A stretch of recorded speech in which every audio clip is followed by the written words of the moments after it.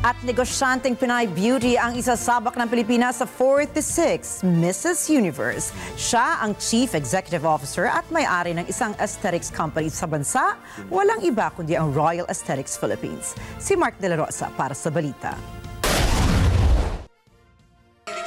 Napili ang businesswoman na si Arlene Chris Damot bilang isa sa kinatawan ng bansa sa nalalapit na Mrs. Universe 2023. Siya ang Chief Executive Officer at may-ari ng isang aesthetics company sa bansa, ang Royal Aesthetics Philippines. Sumali umano siya sa naturang pageantry dahil in line ang kanyang values sa organization. Dahil naka-experience ng pambubuli noong siya ay bata pa, ito ang naging motivation niya sa kanyang advokasya. When I was young, nabully nga ako because of my weight and my skin. So now parang I wanna show the world or the universe nga na, you can be who you want to be as long as you put your heart and mind to it. Bukod sa pagiging isang mami ng dalawang lalaki, si Arlene ay isa ring lisensyado at professional nurse. Miyembro rin si Arlene ng Association of Dermatology and Aesthetic Nurses of the Philippines.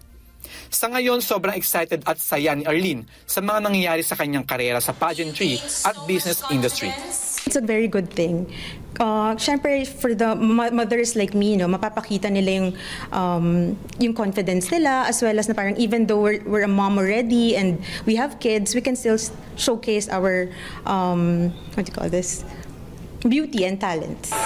Nangyayari ang 46 Mrs. Universe 2023 sa October 8, 6 p.m.